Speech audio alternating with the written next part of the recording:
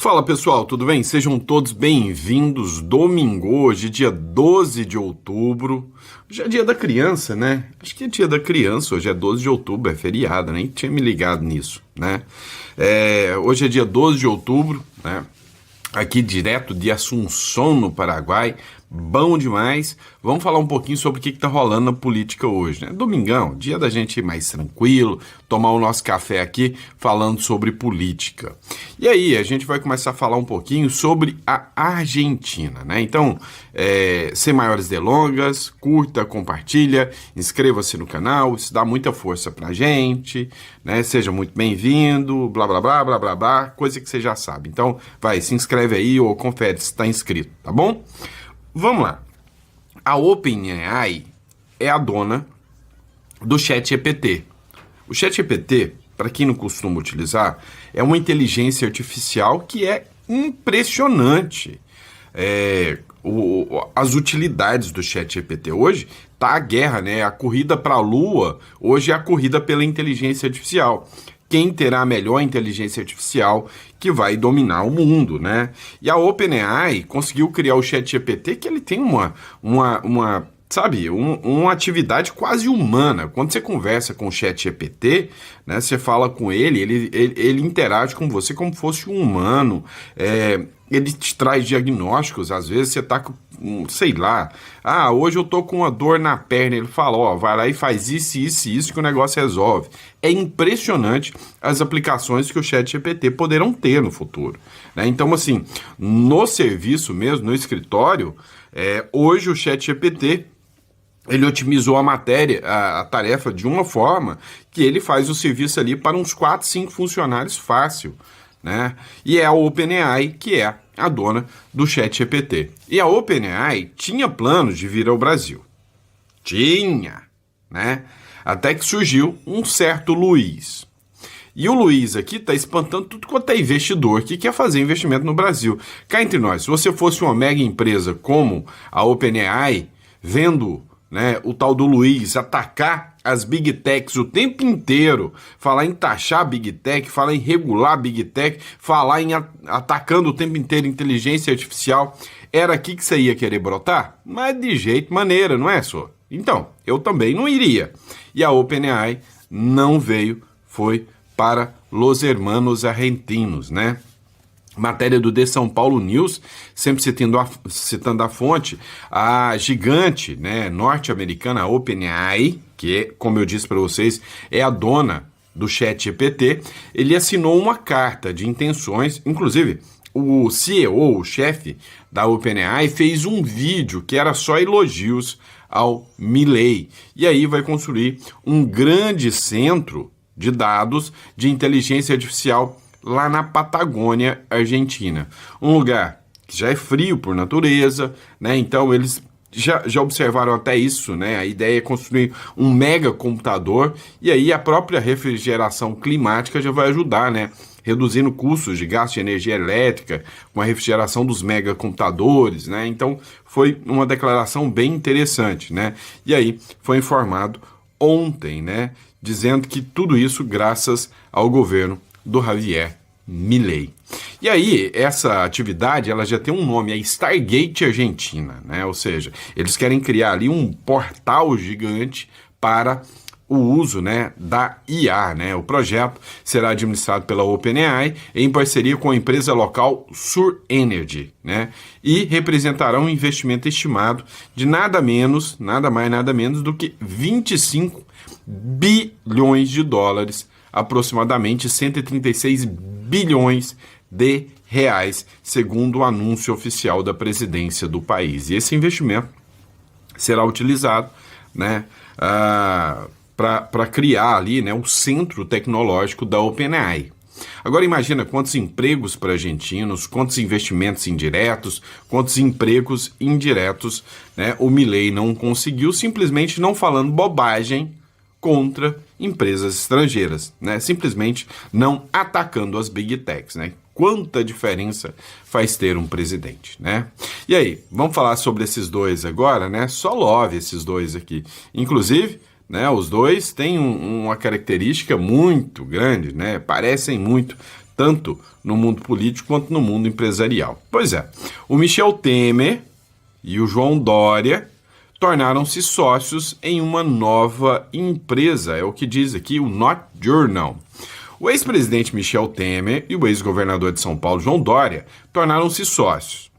Os dois juntos criaram recentemente a M-Advisors, uma empresa de consultoria voltada para a mediação de conflitos e o desenvolvimento de negócios. Aos 85 anos, o Michel Temer, e 67 anos, o Dória, respectivamente, Temer e Dória pretendem aplicar a experiência adquirida na vida pública para auxiliar empresas privadas na solução de desafios. Não vou falar nada não, que eu não quero ser processado, tá? Mas esse negócio de consultoria é complicado, muito complicado, né? Político fazendo consultoria, né? Mas vamos lá, pessoal. Bora entender um pouquinho disso aqui, ó. Lula vai encontrar mais uma vez mais um papa. Se eu fosse ela, eu não encontrava com Lula, não. Lula já enterrou 3 papas, tá? 2 papas. Agora é o 3º papa que o Lula vai encontrar. Vaticano anuncia reunião entre Lula e o Papa Leão XIV, né? O Lula deve tá indo para Roma, né? Itália, vocês devem estar sabendo disso, né? O presidente vai estar em Roma para cumprir outras agendas e deve aproveitar para convidar o pontífice, né? Que é o Papa, para visitar o Brasil durante a COP30. Difícil vai ser achar lugar para ele ficar, né? Porque o brasileiro malandro do jeito que ele é, brasileiro é sem vergonha. Ô raça sem vergonha. Depois o povo fala, ai, não sei como que o Lula ganhou. O brasileiro é sem vergonha. O brasileiro é o espelho do Lula. Grande parte. Não vamos generalizar que eu e você que está me assistindo, não. Mas a grande parte, sim. O brasileiro é tão safado, tão sem vergonha, que a turma aí da esquerda, eles não sabem muito de administração pública. Resolveram fazer um evento lá no Belém, em Belém do Pará, só para lacrar. Tiveram que desmatar um monte de coisa, fazer ruas lá, fazer plantas artificiais, para poder justificar, né, a existência de um evento climático. Né? Só aí você já começa para ver a incoerência dos caras. E aí, sabe, o brasileiro viu que as delegações, né, os governos vão pagar para as pessoas ficarem lá. O que os caras fizeram? Pegaram barraco lá, que era alugado lá diária por R$150, estão cobrando 7 mil. Não, assim, mas de 150 para 7 mil é uma diferença pequena. Lá, hoje, as hospedagens mais baratas para se hospedar no quartinho da tia Lúcia, né? Ou seja, naquele quartinho de uma senhorinha qualquer lá, é 3 pila, né? É o brasileiro que só quer levar vantagem em cima de tudo, né? De tudo. E aí, né? Vai trazer o Papa aqui para a COP30. Sabe-se lá, né, onde é que o Papa vai ficar. A reunião acontece pouco depois de Leão XIV divulgar o documento que critica políticas anti-imigração do governo Trump. Vai ser o 3º Papa que o Lula encontra pessoalmente como presidente do Brasil. Antes foram Bento XVI e Francisco. Os dois se foram, né? Muriram. Né?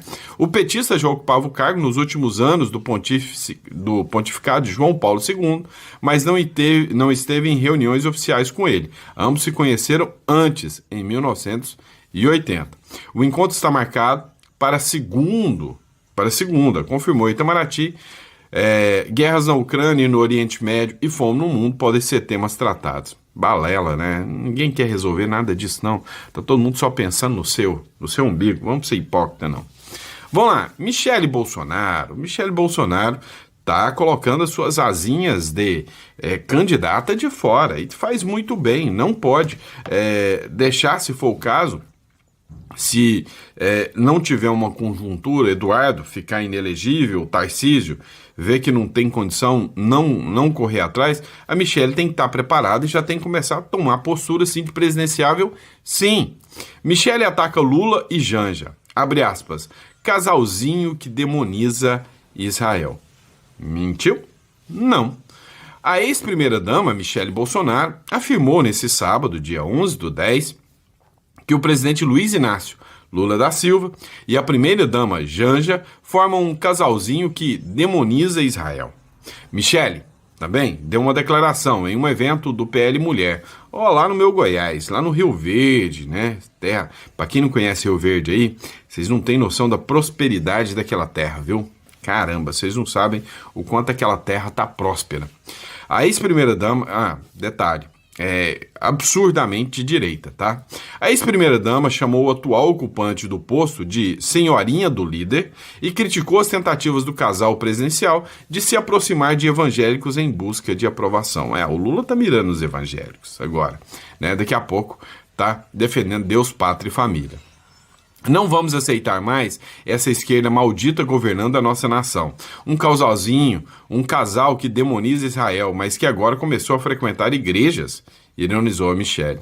A senhora do líder proibiu ele de falar com o povo cristão e agora está indo nas igrejas. Vamos abrir os nossos olhos espirituais, acrescentou a primeira-dama, a ex-primeira-dama aí, Michelle Bolsonaro. Além das críticas com esse tom religioso, Michelle Bolsonaro também chamou Lula de gastador de primeira.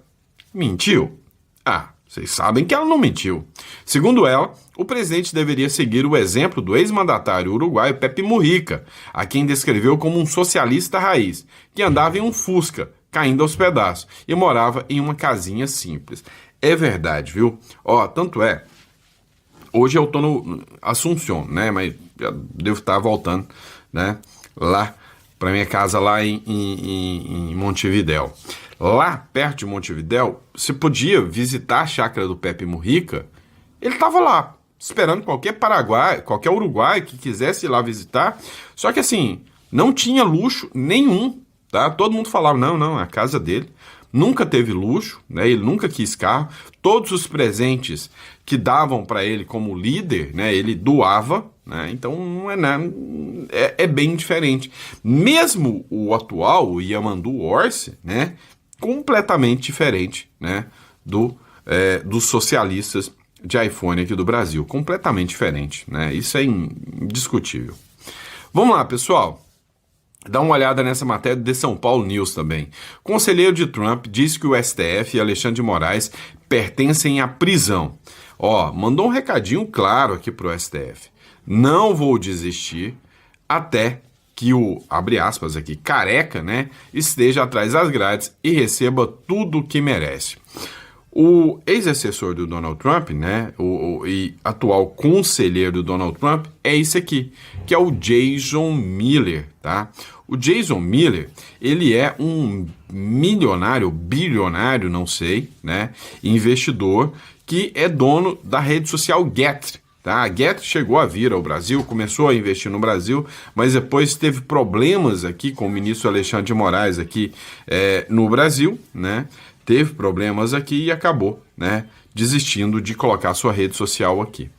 Matéria do El Mundo Oficial, tá? O conselheiro de Trump disse que o STF e Alexandre de Moraes pertencem à prisão. O conselheiro do presidente dos Estados Unidos, Jason Miller, publicou nesse sábado uma série de mensagens nas redes sociais com duras críticas ao Supremo Tribunal Federal e ao Alexandre de Moraes, né? Quando esteve aqui no Brasil, ele foi detido pela Polícia Federal. Ele foi incluído dentro do inquérito das fake news, que nunca acabou, né? E quando ele esteve aqui, a Polícia Federal prendeu ele só para perguntar qual era a postura dele, qual era o envolvimento dele com o Bolsonaro. Ou seja, isso aconteceu em 2021. 2021, para você ver que ainda em 2021, a influência do ministro Alexandre de Moraes sobre a Polícia Federal era gigantesca, tá? Era gigantesca. Foi com base naquele inquérito das fake news que investigava supostos atos antidemocráticos. Ele teve que prestar depoimento e depois saiu. Outra figura que aconteceu a mesma coisa com ele aqui foi o jornalista português, me fugiu o nome dele, Sérgio Tavares. O Sérgio Tavares também teve esse problema aqui, né? Ou seja, mostra o quanto, desde aquela época, a Polícia Federal já tinha um alinhamento, né, bem grande aí ao STF. Ele publicou o seguinte, Alexandre de Moraes pertence à prisão. O que ele está fazendo com o presidente Jair Bolsonaro é repugnante e o que ele fez com o Felipe Martins é repreensível. Eu não vou desistir até que o careca esteja atrás das grades e receba tudo o que merece, afirmou aqui o Jason Miller, tá? Vamos lá, pessoal. Aqui o Lula pira, né? Aqui o Lula fica doidão da cabeça quando ele vê uma dessa aqui. Tá vendo isso aqui? É um mar de gente e aqui no meio, né? Bem aqui no meio, é uma bandeira gigante nesse mar de gente aqui em Israel, com os israelenses pedindo o Prêmio Nobel da Paz para o presidente Donald Trump por ter encerrado, né, a guerra, ou feito o acordo de paz lá com Hamas e Israel. Ou seja, israelenses celebram cessar-fogo e pedem Nobel da Paz, né? Matéria do Luiz Bassi aqui. Milhares de israelenses se reuniram nesse sábado na Praça dos Reféns, né, em Tel Aviv. Então, teve uma praça que foi batizada como Praça dos Reféns, né, em Tel Aviv, para celebrar o cessar-fogo entre Israel e Hamas, que entrou em vigor na última sexta-feira. A multidão aplaudiu Donald Trump durante as menções ao seu nome e vaiou o primeiro-ministro Benjamin Netanyahu. Durante a celebração, manifestantes pediram que Trump recebesse o Prêmio Nobel da Paz, em reconhecimento à mediação do acordo e ao seu plano de reconstrução da região afetada pelo conflito. O fim da guerra, iniciada em outubro de 2023, incluiu a libertação de cerca de 2.000 prisioneiros palestinos após a devolução de reféns do Hamas a Israel, né? Então, teve aqui, né, um acordo, só que parece que o Hamas não está, né, querendo cumprir tão bem esse acordo, não, tá? A polícia do Hamas foi vista lá, né, fazendo controle de pessoal assim que o exército de Israel saiu. Quando questionado, o Hamas falou que precisava pôr ordem lá para que pudesse fazer o plano de sucessão ali, né, de transferência ali, né, de paz. Agora, o fato é que o Trump já deu o recado claro, né? Como se diz na gíria do carioca, já mandou a letra, né? Já disse que se o Hamas não cumprir, vai dar pau, vai dar ruim, vai ser um triste fim. Vamos lá, pessoal. Olha só.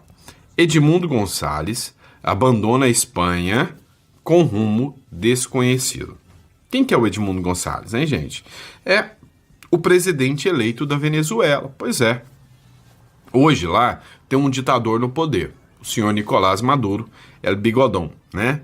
E o Nicolás Maduro, ele é uma figura nitidamente execrável, né? Uma figura, assim, sem um mínimo respeito e moral, que desesperado ofereceu agora para os Estados Unidos, oficialmente.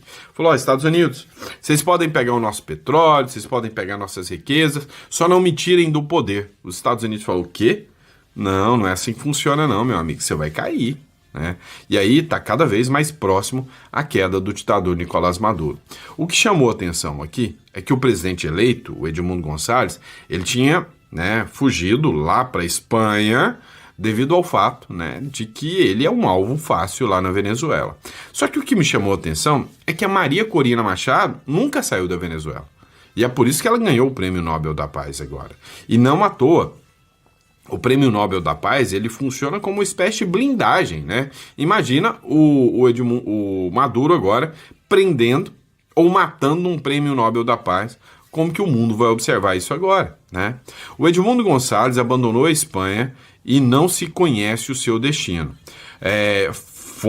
Fontes próximas ao entorno político do venezuelano reportaram que Edmundo Gonçalves, presidente eleito da Venezuela em exílio, havia abandonado a Espanha nas últimas horas com destino desconhecido. E aí ninguém sabe ao certo, mas tem especulações que, né, o Edmundo Gonçalves poderia ter ido para os Estados Unidos, tá? Que seria os Estados Unidos o destino final do Edmundo Gonçalves, que já havia um plano, né? Já existe um plano do Donald Trump, né, de derrubar o ditador Nicolás Maduro e que o Edmundo Gonçalves já tem que estar a postos, preparado para os seus 100 primeiros dias de governo, né, com, né, a proteção total do Donald Trump, até que o exército venezuelano, né, estivesse totalmente, né, descontaminado do Maduro aí, né, do Maduro e do chavismo, né. Vamos lá, pessoal. Ó, Alcione dedica show em Brasília a Alexandre de Moraes. Pois é, eu vi o trecho, vou poupar vocês dessa aqui, né? Mas ela dedicou o show ao Alexandre de Moraes, né? E aí a plateia em peso lá começou a gritar sem anistia, né? É o tipo de gente que gosta desse público, né? Desse tipo de música. Eu, particularmente, gosto do meu bom e velho sertanejo, do meu modão raiz, do meu rock and roll, né? Gosto muito de música estilo Alcione, não. Então eu jamais pagaria para ir num show da Alcione. Mas, entretanto, todavia, contudo, né, o público lá é bem a left people. Matéria do Correio Brasiliense. A cantora Alcione subiu ao palco do Centro de Convenções Ulisses Guimarães, em Brasília, e dedicou ao show, logo no início, ao ministro Alexandre de Moraes, do Supremo Tribunal Federal. A Marrom pediu palmas à plateia, que ovacionou o relator do processo da trama golpista e seguiu com gritos de sem anistia. Moraes visitou o artista no camarim antes do início da apresentação, na noite desse domingo. Isso aqui a gente precisa conversar, né? Vocês têm noção de que existe um mundo paralelo, né, de que essa turma vive, tá? Existem 3 categorias.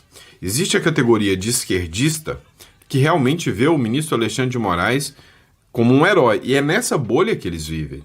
Então, por exemplo, é num show desse onde ele é ovacionado, é no estádio do Corinthians, onde ele chega lá e grande parte vai ovacionar ele, tá? É nos locais onde ele costuma passear, né? E ali, quem não gosta não vai falar nada, morre de medo, e quem é petista vai ovacionar. E a turma do centro ali que não tá nem aí com política, pouco se dane com política, ouve, né, o que a mídia fala e fala, tá bom, então tá certo, é isso mesmo, tá certo, né? Então esses caras vivem num mundo, né, paralelo, né? Não é à toa que quando esses caras vão para fora, é lá fora que o pessoal encalha eles, né? Mas vamos lá, bora acompanhar essa outra matéria aqui do Jornal Nacional. Relatório preliminar da PF afirma que há elementos que confirmam esquema para manipulação e vendas de decisões judiciais dentro do STJ, tá? Que é a instância máxima da justiça, né, brasileira. Todo mundo fala, mas errou, A instância máxima é o STF. Sim, em assuntos constitucionais. Deveria ser, né? Não é, mas deveria ser. Em assuntos constitucionais, a instância máxima é o STF. Em assuntos de julgamentos, de causas, de processo, todos os recursos deveriam parar no STJ, tá? Então, da justiça comum, convencional, não constitucional, o STJ, né, é o topo, né, é a instância máxima da justiça. Foi para o STF, tem que ser pleito, assunto constitucional. Mas vamos lá, olha só como é o Brasil de hoje. Segundo a PF, esse esquema envolvia pessoas que atuavam em 3 núcleos: servidores públicos ligados a gabinetes que vazavam informações sensíveis e antecipavam minutas, advogados e lobistas que buscavam clientes interessados em decisões favoráveis e empresários que seriam beneficiados com as decisões. Segundo a PF, a organização criminosa identificava esses processos de interesse e acionava o lobista Anderson de Oliveira, que é apontado como o principal operador do esquema e está em prisão domiciliar. Os investigadores analisaram uma série de mensagens que revelam ações que seguiam padrões típicos de atuação de organizações criminosas, como o uso de linguagem cifrada, codinomes, laranjas e empresas de fachada. Para tentar maquiar as negociações, a PF diz que o grupo recorria a expressões como "a obra está pronta", que correspondia a uma minuta de decisão finalizada. "Faltam os retoques do patrão", indicava a necessidade de assinatura pelo magistrado, e orçamento era utilizado para se referir a valores ajustados. Segundo a PF, a proximidade temporal entre os diálogos e a movimentação dos atos processuais, separados por poucas horas e alinhados no mesmo dia, constitui indício relevante de que informações sobre a tramitação das minutas já circulavam no ambiente dos investigados antes da sua publicação oficial.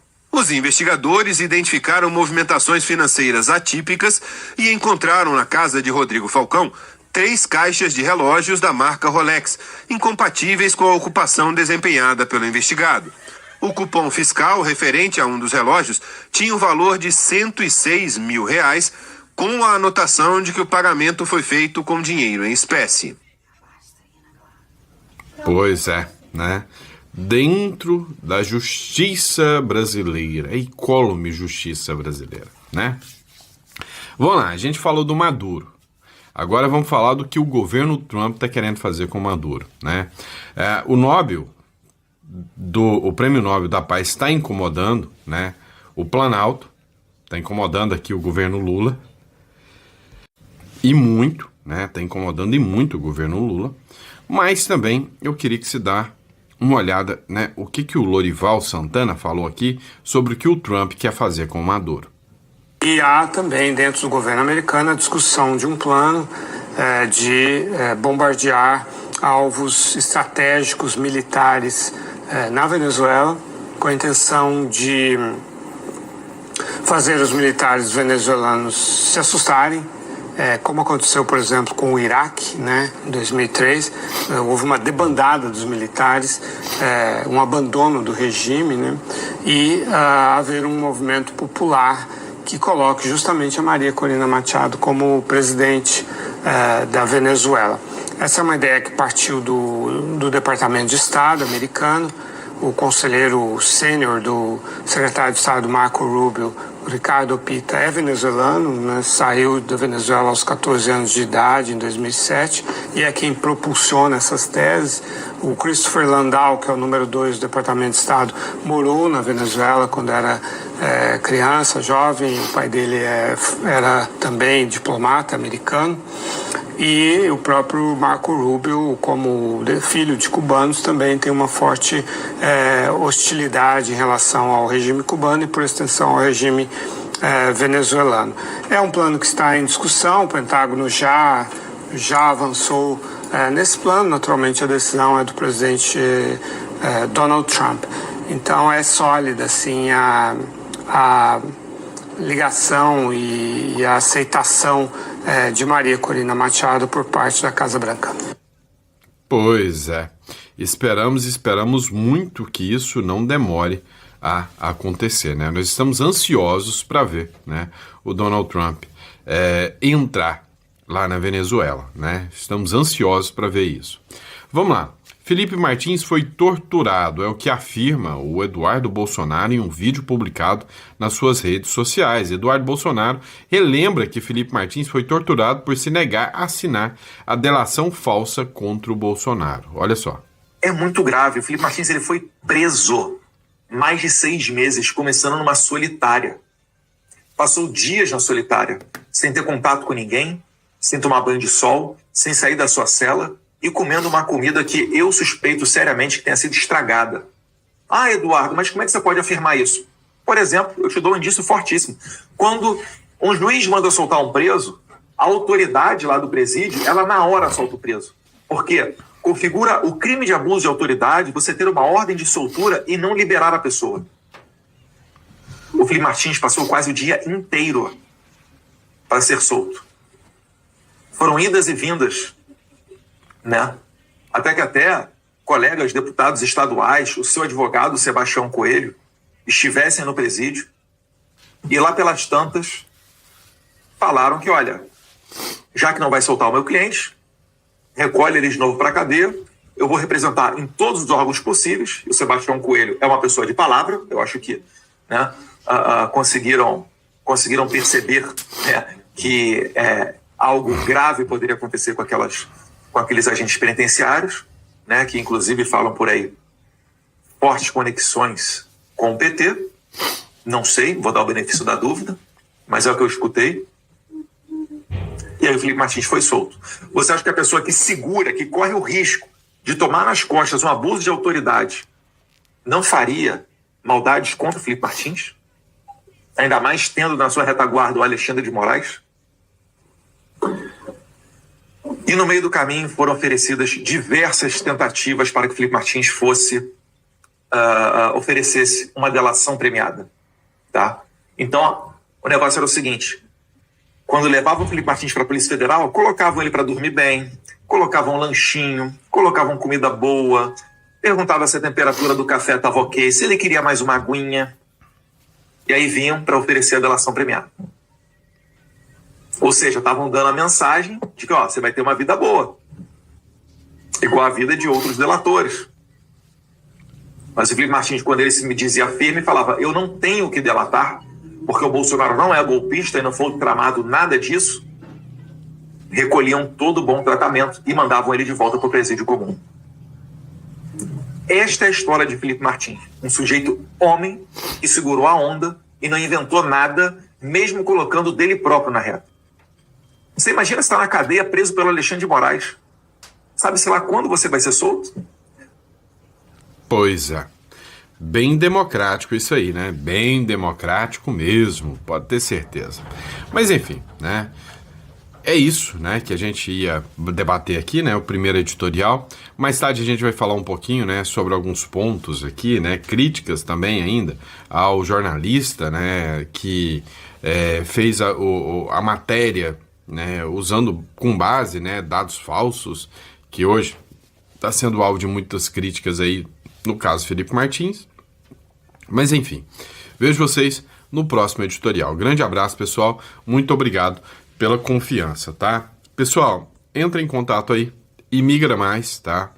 Para você que quer conhecer um pouco mais dos benefícios do Uruguai e do Paraguai, entre em contato com a Imigra Mais. A Imigra Mais é uma empresa especializada, né? A melhor empresa hoje de consultoria do Brasil, que tem seriedade para te dar suporte. Então, entre em contato com a empresa. Eles vão te explicar. Eles vão fazer um planejamento para entender o que é mais viável para você. Por exemplo, Sandro, eu quero fazer investimento, eu quero proteger o meu dinheiro, eu tenho recursos, eu tenho grana, eu preciso de uma conta bancária sólida para proteger o meu dinheiro. O Uruguai é melhor para você. Ah, Sandro, não, mas o que eu preciso é sair do Brasil e eu quero, assim, algo mais dinâmico. Paraguai, Assunção é melhor para você. Não, mas eu quero coisas mais baratas, viver com um custo de vida mais barato. Paraguai, Encarnação é melhor para você. Então, o pessoal vai fazer toda uma análise aqui para te dar o melhor caminho. Então, para você que busca Uruguai ou Paraguai, eis que temos aqui a melhor assessoria do Brasil para você, tá bom? É só entrar em contato, telefone 16 99321 0648 e vai ser um prazer te atender, tá bom? Grande abraço, fica com Deus e até o próximo editorial.